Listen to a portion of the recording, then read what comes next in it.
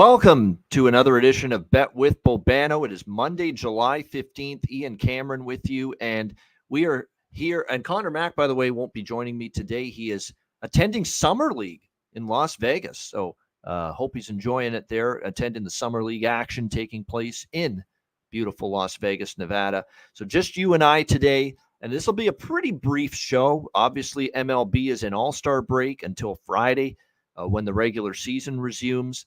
So this week we are still going to do shows daily. Today we'll do a brief home run derby and all-star game preview. Keep in mind, when I give you these home run derby and all-star game previews for Major League Baseball, I am not betting a thing. I'm not betting a penny on either one. So these are going to be leans, just some light opinions if you want to get in on both the home run derby and the all-star game tomorrow. That's pretty much all that I'm going to be recommending here on this show. And we will also talk our first football preview today on the show. NFC East NFL preview coming up on the show today. And that's basically the menu. So looking forward to that. Before we get into that, of course, I appreciate, by the way, everyone wishing me happy birthday yesterday. 39 years old somehow, if you can believe it. But we appreciate the happy birthday well wishes from everybody yesterday. Like I say, I'm not getting older. I'm getting better. And that's my story, and I'm sticking to it, as I said on Twitter X earlier today.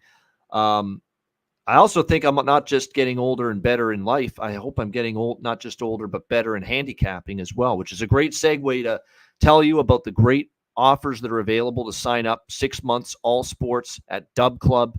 $400 down to $250 US for all sports.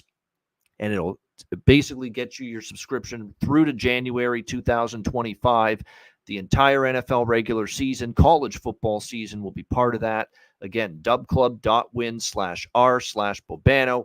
Yeah, great results last year in NFL and college football. If you subscribe, you'll also get the NFL season win totals and futures, NFL and college football season win totals and futures report. That will be posted and available August the 1st on the Dub Club members page. And again, that's been a very good annual publication for me, and the results have been pretty good overall with that. So that will be part of it. I also want to mention that in addition to the 6 months all sports subscription discount now, there's also $39 off every other subscription option at Dub Club, and $39 off because I turned 39. It's basically a birthday promo, if you will, and it's available right through until Saturday this week. So normal price of 1 month all sports at Dub Club is $75. Right now, you can sign up for 1 month all sports this week for just $36. Okay, $36. That's $39 off the regular price. So 1 month all sports is down from $75 to $36. Again, make sure you check out the link on the Twitter X account that is for that 1 month all sports discount. Again, $75 all the way down to $36. And again, for this week only, to celebrate my birthday, $39 off. That's my new age, 39 years old. Yours truly. So $39 off every all sports subscription option, except for the 6 months. The 6 months, we already have the discount offer from $400 down to $250. For all the other options, 1 month, 3 months, and 1 year all sports, the birthday $39 off promo is currently available, and it will be available for the rest of the week. All the way through until Saturday. So there you see it. 1 month all sports, which is normally priced at $75 per month, is now down to $36 per month. So that is one you can get on board with right now. 3 months all sports, $200 normal price. That is now down to $161 until Saturday. Available. So there you go. 3 months all sports, $200 down to $161. Again, $39 off my birthday promo for the rest of the week. And then 1 year all sports, normally priced at $750 down to $711 for 1 year all sports.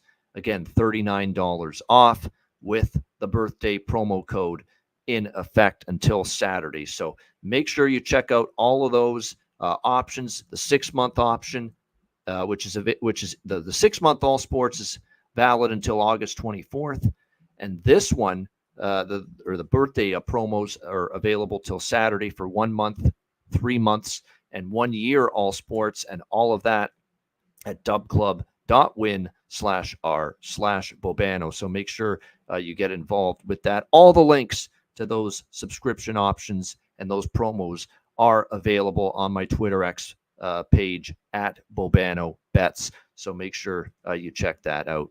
All right, great stuff. Let us get into a little MLB Home Run Derby and MLB All-Star Game discussion. Home Run Derby tonight. Again, I'm not putting any money on this personally, but I'll throw out a couple that I think are worth a look here. I'm definitely not betting the favorite, Pete Alonso, but I do think the winner is going to be one of the next two. Gunnar Henderson, Baltimore, plus 400. Bobby Witt Jr., Kansas City, plus 425. I think if I were to take a shot with anybody in the Home Run Derby, in particular, it would be Gunnar Henderson and Bobby Witt Jr. I like the way they've been hitting, especially coming into this.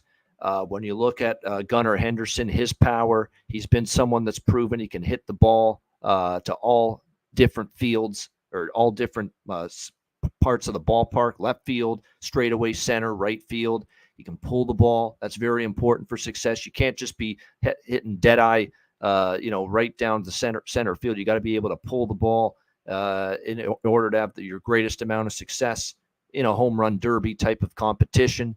And I think Gunnar Henderson definitely has that. When you look at, obviously, Bobby Witt Jr., you look at what he can do as far as his hard hit numbers and the fact that he's certainly very familiar. He's going to be playing close to home here, Globe Life Field, almost like a little bit of a homecoming as well for Bobby Witt Jr. So again, this is a fun event.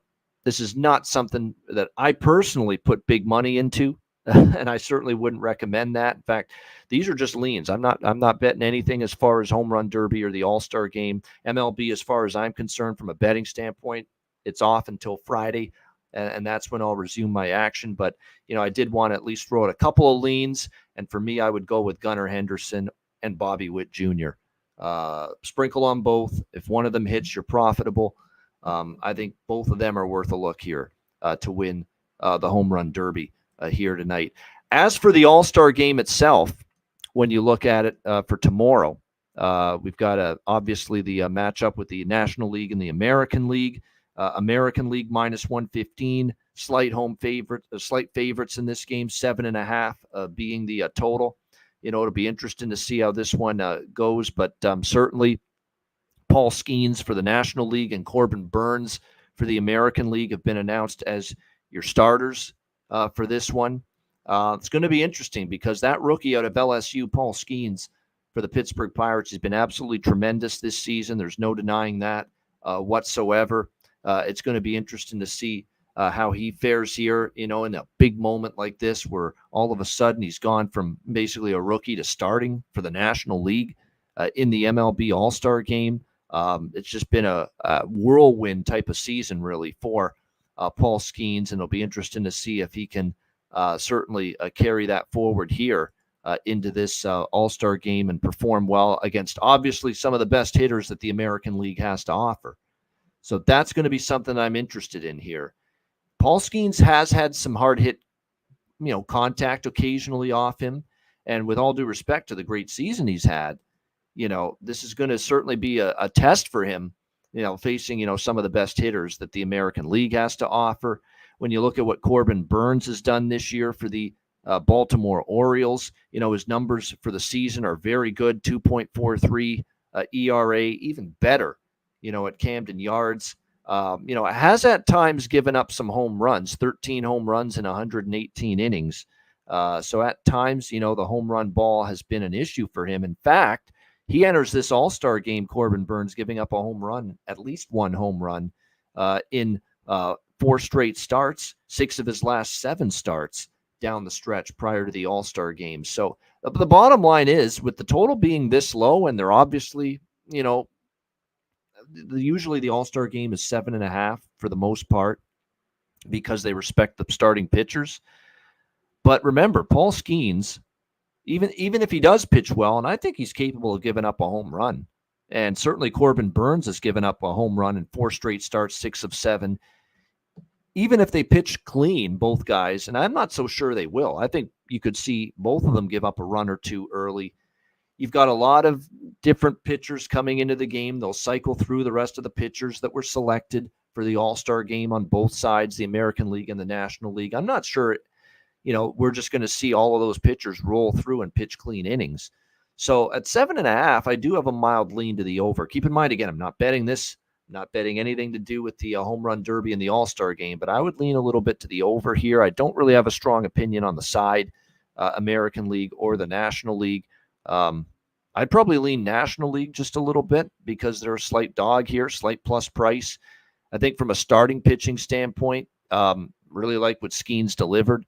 I'm not sure he's going to be one of those guys that's going to be all rattled and, just the spotlight on him and pitching against so many of these great American League hitters, if that's going to rattle him by any stretch of the imagination. So let's put it this way. We'll lean National League from a side perspective. We'll lean with over 7.5 from a totals perspective when it comes to the All-Star game on Tuesday night. All right, let's get into a little NFC East. Now, I'm not going to go team by team with the NFC East.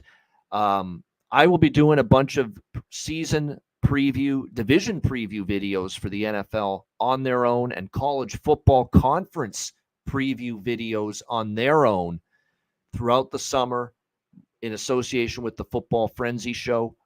And I'm going to probably have some guests on to help me with some of those division previews and conference previews. So that's when we'll go in depth, team by team analysis on those shows. This is just going to be a brief synopsis of the NFC East overall that I'm going to give you here today as far as the NFC East is concerned. When I look at this division, the NFC East, the current prices in the betting markets, you got Eagles pretty much a pick 'em, even money to win the NFC East. The Dallas Cowboys just behind at plus 140 or so. And then you've got the two longer shots, the New York Giants and the Washington Commanders, both around 10-1. You don't have to subscribe to Dub Club or wait for the NFL season win totals and futures report to come out to know this, because I'm telling you right now. So consider this a couple of free plays. These are going to come straight from my NFL season win totals and futures betting report that is going to be available and finished and posted on August the 1st. Part of that report will include the Philadelphia Eagles over their season win total, as well as the Philadelphia Eagles to win the NFC East. I think they're the clear choice. I think they're the play.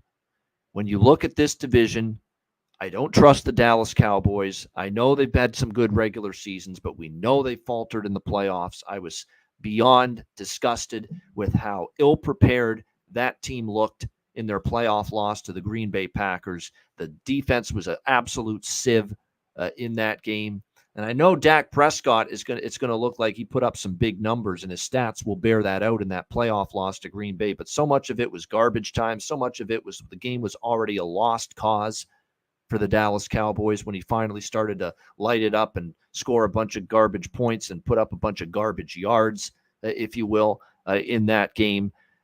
I frankly don't really have a whole lot of faith in Dallas, even though talent-wise, can they win this division? Absolutely they can. No question. But you've got a coach that's absolutely on the hot seat in Mike McCarthy. I was stunned he was brought back. I'd be even more stunned if he's there after this upcoming season, because to me the ceiling for Dallas is making the playoffs, and they probably get bounced early again, like has often been the case. But you look at the situation around this team. There's definitely question marks with the group. The defensive side of the football just fell apart for them in that playoff loss. And yes, we do like them offensively. But again, there's been some issues with the O-line the last couple of years. They've gotten older. They haven't been able to keep all their offensive line starters healthy. That's been an issue. I think their secondary got absolutely abused. Anybody that's a pretty solid quarterback with a great set of receivers that can get time to throw the ball down the field, can attack and exploit this Dallas secondary. And I'm not sure it's going to be all that much better here in the upcoming season. There's just way too many concerns for me, and I don't like the coaching staff or Mike McCarthy, his ability to lead this team in particular. Even though, you could say that talent-wise, they're neck and neck with Philadelphia in the division. And then when it comes to the Giants and the Commanders, I'm not so sure how good either of those teams will be. I think if you forced me to say pick one of those two teams to be a pleasant surprise and maybe be a dark horse or a sleeper in the division, I'd probably, believe it or not, go with the Washington Commanders because, you obviously see Jaden Daniels, who had a terrific career out of LSU, going to end up taking over as the starting quarterback. Now, again, a rookie, and the normal thought process, or no, just the predominant thought process from most pundits and handicappers and people that observe the NFL is that, rookie quarterback can't have immediate success. That the rookie quarterback can't have immediate success, that the rookie quarterback, it's going to take him some time, to play at a level that is going to be a level to lead the team into the playoffs and have success. Well, what did we see out of C.J. Stroud last year for the Houston Texans? Kind of put that theory to rest, did he not, with the way he played for the Houston Texans last year? For the majority of quarterbacks in the NFL starting as a rookie, yeah, they're going to struggle. For the majority, yes. But that doesn't mean every single one will. C.J. Stroud clearly didn't. Bryce Young did last year for the Carolina Panthers. No doubt about it. He was terrible. But C.J. Stroud electrified the NFL world with how great he played at the quarterback position as a rookie starter for the Houston Texans last year, leading them to a great regular season all the way into the playoffs, including winning a playoff game where they just absolutely torched the Cleveland Browns defense in that playoff victory before finally bowing out to the Baltimore Ravens in the AFC divisional round. But you look at that situation with Stroud, it's all the proof you need that, not every rookie quarterback's going to suck. There's going to be those, I don't want to say anomalies, because I think more and more you're going to see rookie quarterbacks coming out of college, especially on bad teams, as long as there's some talent to work with, and especially if they're mobile, and Jaden Daniels has mobility for Washington, going to be able to have a greater chance to have success immediately than maybe rookie quarterbacks would, say, 5, 10, 15, 20 years ago. So I just find with Daniels coming aboard, which is just going to be such a lift for the Commanders as far as the quarterback position is concerned. Now, do they have to iron things out on the offensive line? Yes. It's definitely a work in progress, but at least Daniels has mobility. There are pieces to work with. I've always liked the Washington defensive line. Now, they haven't always played like it, but you look at that team, they're capable of getting a decent pass rush there. The secondary needs some work. I get it, but I do think there might be a little bit more upside for the Washington Commanders in 2024 in this NFC East division compared to the New York Giants. And I like Brian Daboll. I do, but you're basically, you don't have the workhorse running back Saquon Barkley anymore. He's gone elsewhere. Daniel Jones, after a good year in year one with Brian Daboll 2 years ago when they had that resurgent season, they made the playoffs. They lost to Philly in the divisional round. They beat Minnesota in the wild card round that year. It was a big step back for Daniel Jones again last year. He struggled. Obviously, they had O-line problems. There's no question about that throughout the course of the season. A lot of injuries as well. The receiving core, too, for the Giants. You got to hope and think they're going to be a little bit more healthier this year. But at the same point in time, it was more regression from Daniel Jones. And Daniel Jones is not getting any younger either right now for this Giants team. So, you look at this situation right now for the Giants that they're in. There's still concerns in the trenches, concerns in the secondary. Their running back spot is as pedestrian as it gets. The recycled retread Devin Singletary, as of right now, looks to be the number one running back on the team coming into the season. There's a lot of question marks at receiver. They like Malik Neighbors. Is he going to be a star right away? Darius Slayton, Wan'Dale Robinson, Jalen Hyatt, Allen Robinson, whose probably best days are behind him. Plus a lot of guys that didn't have weren't able to stay healthy throughout the course of last season. So, Drew Lock is behind Daniel Jones, but it's not like, if he comes in and starts, we're all of a sudden thinking the Giants are going to be great. So I just think there's a little bit more upside with Washington. Obviously, Dan Quinn is now the head coach of the Commanders, and we saw his defense get ripped by Green Bay when he was with the Dallas Cowboys as defensive coordinator in the playoffs last year. But I still think if I were to take a dark horse shot to win the division, probably be the Commanders instead of the Giants, at 10-1. But my pick to win this division is Philadelphia. I think after last year when that whole team fell apart down the stretch, they had that brutal finish to the season. We all know it. They just completely and utterly collapsed late in the regular season, and it led right into their one-and-done playoff loss to the Tampa Bay Buccaneers last season. You could see it coming. That Philadelphia had completely lost confidence. And Nick Sirianni, to his credit, he really did work to fix some of the issues with the coaching. Let's be real. That coaching staff was not great last year. And look, Sirianni's got to take some of the blame for it. That was just not a very good coaching staff that he had last season when you look at it. And I think when you look at this year, Brian Johnson, good riddance. I don't think he was that good an offensive coordinator. I'll just be honest. Like, why sugarcoat things? Why pretend? He was not that good of an OC, in my opinion. And when you factor in what the Eagles had with Shane Steichen 2 years ago, before he got the job as Indianapolis head coach, you can't tell me nobody with a mind for football can say with a straight face or any sort of legitimacy or any sort of fact that Brian Johnson was as good an offensive coordinator for this football team as Shane Steichen was. The game plan wasn't as good. Just this in-game schematics, when to call a run play, when to call a pass play, when to do RPO, when to let the quarterback, improvise and do something on his own. Just all of that in-game stuff was just not as fluid with Brian Johnson last year as the OC. Now, Kellen Moore takes over as the offensive coordinator this year. And is he the perfect offensive coordinator? No, he's not. And it's not like the Chargers were ripping and roaring offensively under his tutelage as the OC last year. And of course, he spent, I believe, 4 or 5 seasons with Dallas as the offensive coordinator before that. But I'll take Kellen Moore over Brian Johnson. This guy now has been a coordinator in this league for 5 seasons. And now it'll be a 6th full season now as an offensive coordinator in the NFL. 3rd team now with Philadelphia. I consider it an upgrade. I do.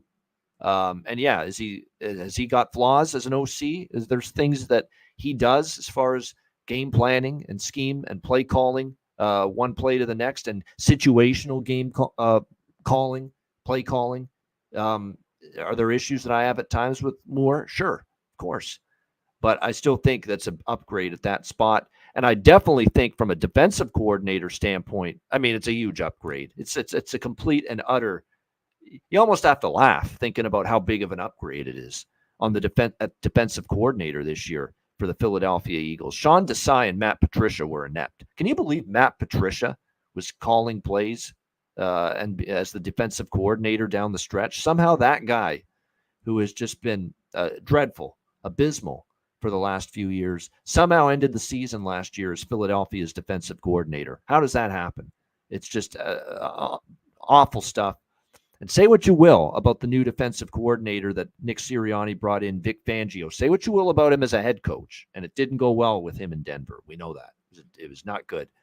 Some guys are just better coordinators than head coaches, and I think Vic Fangio proved that in Denver. He's just a better defensive coordinator than he is a head coach. Because if you look at his track record as a DC, and this is going all the way back to his first job in Carolina, and then Indy, and then Houston, and then San Francisco, where he was defensive coordinator when Jim Harbaugh was coaching them early in the last decade. He went to Chicago, and his defenses there were pretty good. Obviously, the head coaching stint with him in Denver did not go well. But then he gets the Miami defensive coordinator job last year. And look, they had a lot of injuries on defense. I think last year was one of the years you could say, well, maybe not the best defensive team that Vic Fangio has been a DC for last year, Miami, but they did have a lot of injuries. And now he comes to Philadelphia, replaces Sean Desai. And look, this is clearly an upgrade. And when you look at just this coaching staff, it's just better. It's better at the OC position this year compared to last year. It's better at the DC position this year compared to last year. And it should put the Philadelphia Eagles in a better situation to have success and be able to improve on things last year. Obviously, they bring in Saquon Barkley. Again, health is a huge concern with him, but you are talking about a guy that if he does stay on the field, he gives the Eagles that bona fide, undisputed number one running back that they've been looking for. I think it's fair to assume that Jalen Hurts is going to have a bounce back season. Again, he's not the only one that played poorly down the stretch. The whole team did. It's like the malaise and just that feeling that we can't get out of our own way and the roof is caving in on us. It got to everybody on that football team down the stretch where nobody was playing well. The offense wasn't playing well. Jalen Hurts wasn't playing well. Nobody was down the stretch. But I think the fact that they come into this season now with a clean slate, new coordinators, a chance for redemption, if you will, following last season's debacle. They've certainly got tons of skill position talent. When you look at Paris Campbell, Devontae Smith, and A.J. Brown, of course, are the two big ones at receiver. Dallas Goedert's emerged. It's one of the better tight ends in the NFL. Jake Elliott's a very good kicker. I mean, there's a lot to like on the offensive side of the football. And then when you look at the defensive side here for the Philadelphia Eagles, we know the defense was terrible down the stretch. But to me, it was a defense that I think probably on paper is better and more talented than obviously what we saw as far as the roster and the quality of it. I mean, when you look at the defensive secondary, I think there's going to be improvements this year there, which should help. The linebacking core definitely, I think, should be a little bit better. You still have, as far as getting pressure, you've got certainly 4 defensive tackles that are solid. You've got Brandon Graham still to get to the pass from a pass rushing standpoint. Jordan Davis on the inside. And then, of course, you also have to remember the O-line did lose, of course, the great center, the Pro Bowl center, the surefire Hall of Fame center, Jason Kelce, who retired in the offseason. But that's still a very solid, very good offensive line. They've worked to try to instill some more depth at the position. That's another position that got banged up a little bit, during the course of last season, especially down the stretch. So, all things point to Philadelphia probably having a better year, a more fluid year, in a division that's very winnable. Talent-wise, I think they're still probably, the kind of team to beat right now as far as that's concerned. So I look at it here, Philadelphia, to me, it's their division to lose. I still think they're better than Dallas, and I don't trust Dallas. And certainly the Giants and the Commanders, I think it's going to be asking a lot for them to be challenging to win the NFC East division this season. So that's why I land on Philadelphia here, plus 100 to win the division. I'm on that. We'll be on the win total as well. I think it's very, very doable for this team to be able to obviously become NFC East champions and obviously get over their win total as well. I think it's very a good possibility this season for the Philadelphia Eagles. Again, we'll go more in depth with all 4 teams in this division when I do the official NFC East division preview video, which will be posted on my YouTube channel later in the summer. We're going to be starting to record those over the next few weeks, as well as college football conference preview videos. So again, get ready for those, and you will see those posted on the channel here throughout the course of the next few weeks, leading all the way to the end of August. We'll try to get the college ones posted probably a little earlier since college football starts August 24th. But definitely we will have college football conference preview, NFL division preview videos posted on the channel throughout the next few weeks as we get closer and closer to the NFL and college football season, which I can't wait for. All right, best bet. Well, I'm not betting anything as far as the baseball the next 2 nights, so by default, I'll make Philadelphia to win the NFC East on my best bet. You can get it anywhere from plus 100 to plus 105 at most books. Shop around, but I think the Eagles are your NFC East division champions in 2024. We'll make that my best bet. Before we wrap it up, again, 6 months all sports discount, $400 down to $250 US. Right now, it's MLB, CFL, UFC. CFL's off to a great start, profitable, over 35 units lifetime in the CFL. So make sure you get on board for that. MLB, UFC, NFL preseason will start in a couple weeks. That'll be part of the subscription for all sports. 6 months down to $250. 1 month all sports, 3 months all sports, and 1 year all sports, all discounted, $39 off for the remainder of the week with the birthday promo code. That's a wrap. I'm Ian Cameron. Enjoy the games and good luck, and we'll see you tomorrow for another edition of Bet with Bobano.